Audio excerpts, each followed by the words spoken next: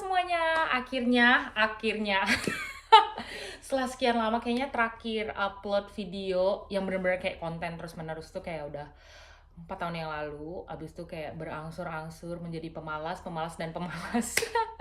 Jadi konten hari ini aku pengen kayak cerita lagi ngebahas gimana caranya aku bisa kerja di Australia, gimana bisa aku pindah. BTW aku udah di sini hampir 5 tahun, kayak 4,5 tahun lah ya jatuhnya hitungannya. Aku tuh pindah tahun April 2019 pakai visa yang namanya Work and Holiday visa gitu. Jadi buat teman-teman yang kayak apa tuh Work and Holiday, bisa langsung di Google aja. Atau waktu itu aku pernah kayak ngejelasin di video aku sebelumnya, tuh video lama banget kayak 4 tahun yang lalu gitu. Bisa langsung ke sana cek apa aja persyaratannya, tuh semuanya ada di situ. Mungkin sekarang udah agak berubah ya persyaratannya, karena kan udah 4 tahun yang lalu, 5 tahun yang lalu berarti aku daftarnya gitu. Jadi udah kayak lumayan lama gitu. Nah, di video hari ini aku nggak mau cerita tentang, kalau dulu kan aku cerita kayak, oh kerja di kebun bisa dapat 10 juta per minggu gajinya. Dan sekarang itu aku udah nggak kerja lagi di kebun. Um, Anyway, short story ya. Sekarang aku juga baru aja nikah sama orang Australia, ketemunya di sini um, bulan Februari kemarin. Wuhu, gak tahu kenapa harus wuhu. Jadi sekarang statusnya aku tuh lagi temporary permanent resident. Jadi kayak bentar lagi aku dapat permanent resident gitu, karena aku nikah sama warga lokal gitu aku gitu kan. Terus sekarang aku kerjanya itu di aged care. Aged care itu kayak panti jompo ya kalau di Indonesia gitu kan. Kalau di Indonesia tuh kita kurang banyak ya namanya yang kayak panti jompo. Kalau di sini tuh kayak itu tuh hal yang sangat lumrah banget. Orang tua kalau misalnya udah tua, mereka pindah ke panti jompo untuk full time kerja, tinggal di situ gitu. Jadi mereka jual rumah mereka terus mereka pindah ke panti jompo gitu. Nah, aku kerja di panti jompo sebagai kayak sebutannya sih carer. Jadi kayak carer tuh semacam asistennya perawat gitu. Jadi kalau perawat di sini tuh mereka kalau di panti jompo cuman kayak ngasih obat, kalau misalnya ada yang luka terus kayak dia ganti luka, perbannya segala macam gitu. Nah, untuk care sendiri kayak aku tuh lebih kerjanya tuh lebih kayak bantuin mandiin, bantuin ngasih makan gitu, yang lebih ke pembantu ya. Tapi di panti jompo gitu lah ceritanya. Um, itu banyak banget yang nanyain kenapa kok bisa tiba-tiba aku ke aged care, karena em, di sini lowongannya banyak banget dan kayak dibutuhin banget pekerjaan ini, yang untuk jagain si panti jompo inilah intinya gitu. Dan gajinya juga bagus banget. Kita tahu ya kalau di Australia itu semuanya ada UMR. Kayak di sini UMR-nya itu kalau nggak salah, ini untuk casual ya, aku nggak kurang ngerti kalau misalnya full time itu dia beda-beda gitu. Cuman kalau casual tuh minimal kalau misalnya kita kerja di farm atau di pabrik itu sekitar 28 atau $29 per jam gitu. Jadi kayak sekitar hampir 300.000 per jam, dan itu normal rate. Jadi kalau misalnya kita kerja hari Sabtu atau hari Minggu itu biasanya rate-nya beda, lebih gede. Terus kalau misalnya kita lembur lebih dari 8 jam itu biasanya juga dibayar juga lebih besar gitu. Nah, aku pengen cerita dulu nih. Jadi ini ceritanya konten curcol aja.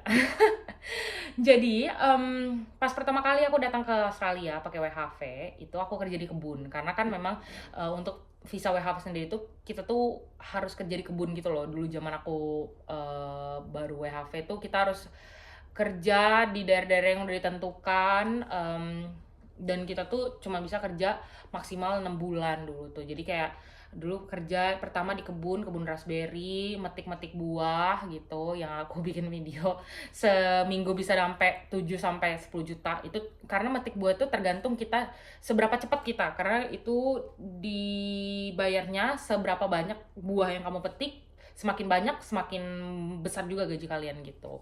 Dan biasanya tuh rata-rata dulu zaman aku 4 tahun yang lalu tuh bisa dapat sekitar $700 sampai 1000-an gitu per minggu, karena gajinya dulu mingguan. Habis itu pindah dari kebun, aku pindah ke pabrik salmon yang diekspor juga ke Indonesia. Itu salmon-salmon di Indonesia itu dari Tasmania. Itu waktu itu juga aku kerjanya dibayarnya per jam kalau salmon, jadi kayak per jam itu sekitar 28 sampai 29 per jam. Terus tapi waktu itu aku tuh kerjanya tuh suka masuknya subuh, yang jam 2 malam, atau kadang aku tuh masuk awal-awal tuh kayak midnight, jadi kayak jam 12 malam. Terus hari Minggu juga aku kerja kayak Minggu jam 8 malam, pulangnya hari Senin jam 4 pagi, bayangin. Itu bener-bener gelep-gelepan nyetir ke tempat kerja, semua itu sepi banget, jalanan sepi karena ini kan di perkampungan gitu kan. Jadi bener-bener sepi, pergi gelap pulang gelap, itu dulu aku jam dulu. Cuman di sini meskipun kita kerjanya gelap-gelapan gitu, maksudnya pergi ke tempat kerja gelap dan itu kayak capek banget, tapi bayarnya worth it karena waktu itu aku ingat banget waktu aku kerja hari Minggu, yang Minggu itu aku dibayarnya $65 per jam. Gitu kan, cuan. Jadi kayak sekitar 650.000 per jam. Jadi dalam satu hari itu aku bisa dapat gaji untuk cuman kerja hari Minggu itu bisa hampir 5 jutaan gitu kalau misalnya matematika aku nggak salah ya. Karena nggak kurang pinter gitu matematikanya. Jadi gitu, jadi waktu itu benar-benar dibela-belain, nggak apa-apa kerja malam, nggak apa-apa berangkat subuh segala macam, yang penting gaji gede gitu kan. Zaman dulu kan WHV kita kan masih miskin-miskinnya ya gitu kan. Terus sekarang karena udah berapa tahun di sini, udah capek kan, badan udah renta, terus aku juga udah kayak sakit-sakit punggung gitu. Jadi aku mikir aku nggak akan mau kerja di pabrik selamanya. Jadi akhirnya aku memutuskan untuk kayak ya udah, aku mau kerjaan lain yang adalah ini si carer ini ya. Nah kalau untuk di Australia, untuk kerja kayak aku ini, kayak pembantu di panti jompo ini, itu kalau kalian pekerja lepas casual gitu, gajinya $37 per jam.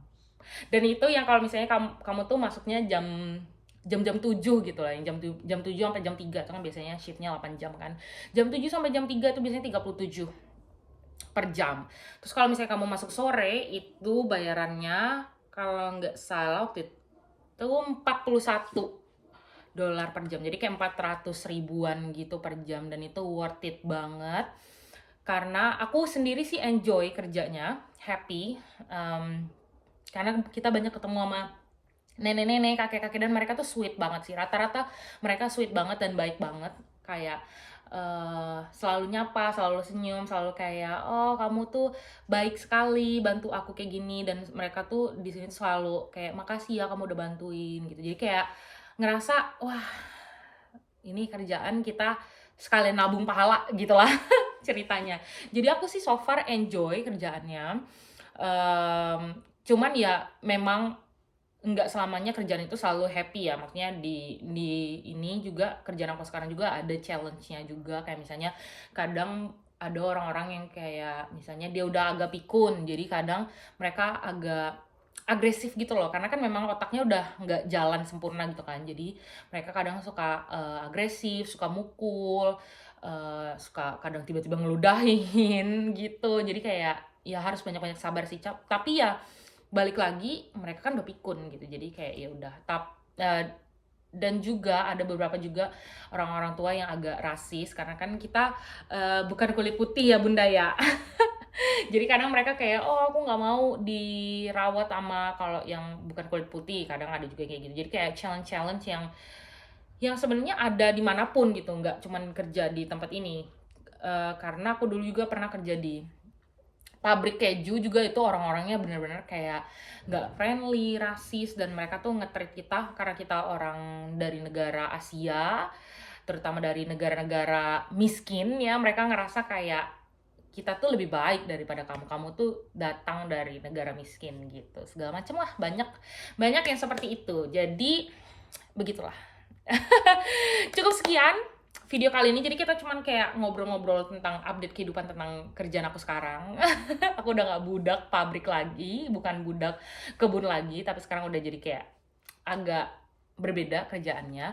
Nah buat teman-teman yang misalnya penasaran gimana sih caranya working holiday, bisa langsung Google Eh, nanti tuh pasti banyak banget lah di website, apalagi di imigrasi Indonesia, kalian bisa langsung cek di situ. Terus kalau misalnya kalian ada pertanyaan, mau menanyakan sesuatu, tapi please banget jangan nanya, Kak, gimana caranya ke Australia, please, karena aku udah kasih tahu Google Work and Holiday Visa gitu. Jangan sampai ada pertanyaan-pertanyaan yang sebenarnya aku udah jelasin terus kalian nanya gitu. Kalau misalnya ada pertanyaan-pertanyaan yang sekiranya kalian bingung, em, yang kalian udah Google ternyata nggak ketemu jawabannya, kalian bisa banget chat aku, langsung pergi swing pergi ke Instagram, namanya sama persis sama kayak si YouTube aku nih, atau ke TikTok. Sekarang aku anak TikTok banget. Karena di TikTok kayak lebih rame banget, netizennya lebih kayak rame daripada Instagram gitu. Jadi kalian bisa langsung ke sana atau ke TikTok, atau bisa juga langsung komen di bawah ini. Kalian misalnya ada pertanyaan atau apapun gitu. Oke deh, see you in the next video. Bye bye.